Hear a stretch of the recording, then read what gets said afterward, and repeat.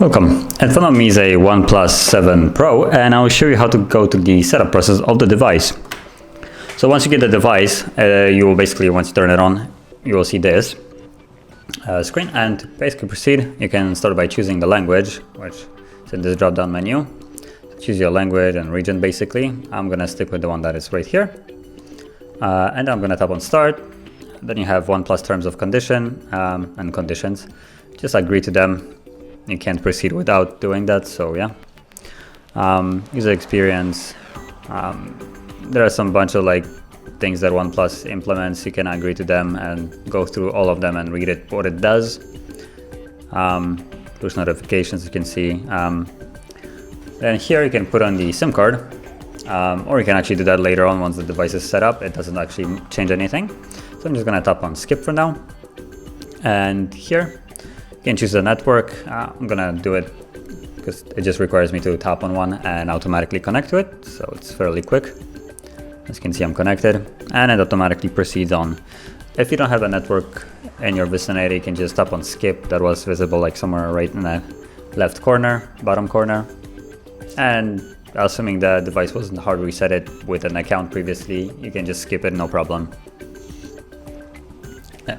So here you can actually copy your previous data from your other phone, as long as you can, like you will probably be required to download their application for it, somewhere on the Play Store.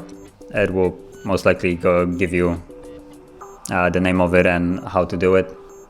But because I don't have anything to copy, I'm just gonna tap on don't copy and proceed on. And here you have the Google sign in. You can skip this, no problem, or keep it, or log it in. It doesn't really matter. I'm gonna, for this purpose, log on. So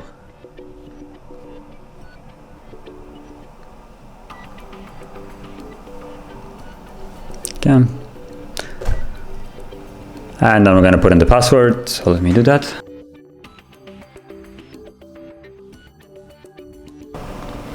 Okay, and I press next, and that's basically what you see.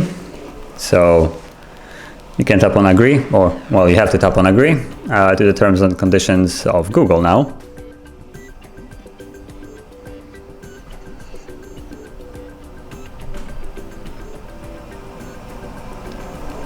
And you can check the date and time.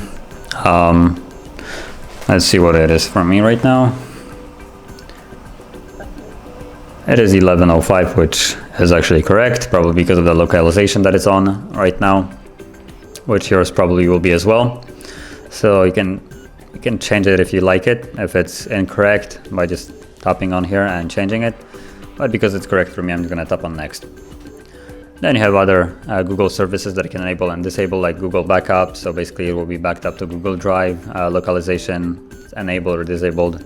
Like I said previously, it's usually enabled at the start. That's why you might like the date and time that is right now. So you can just turn that off now if you don't like it. And mind you that some applications, let's say like Google Maps and other stuff, will require localizations to be on, but you can freely turn it on at will by pulling the notification. So I'm just gonna tap on accept. Here I can add a fingerprint, so I'm gonna do that. And to do it, you will actually have to put, by default it is set to PIN, but you can change a screen lock option to pattern, PIN, or password, matter of whatever your preference is. So I'm just gonna set up, let's say, pattern, tap on next, and redraw the same pattern one more time. And then I get to put in the fingerprint, so you can now secure the phone. So basically just tap on the area that is glowing right here, and keep on scanning the finger.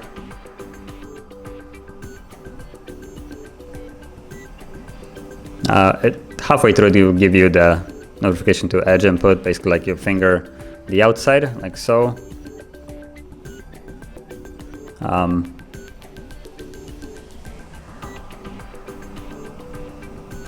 Okay, so once that's done, you can tap on next, or add another finger.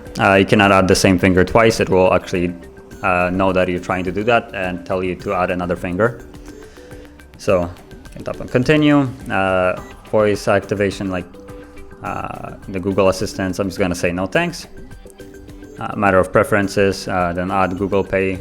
Yeah, I'm not gonna do that, but you can do however you like it. It will basically scan your card and you get to put in like a couple numbers there, and you can basically use the proximity paying with your phone instead of a card.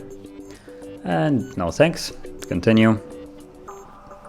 Then here you have like gestures. When the screen is locked, you have a couple gestures that you can do. Let's say V. So once the screen is actually off, you can draw a V on the screen and it will turn on flashlight and a couple other things. So you can, I'm gonna turn it on just to show it off in a moment, the flashlight.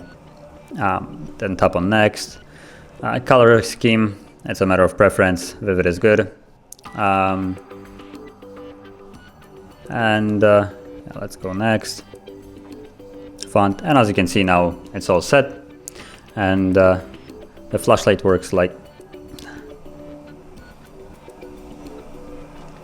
so. If you get a flashlight, you can do this, and you can see it's on, it's off.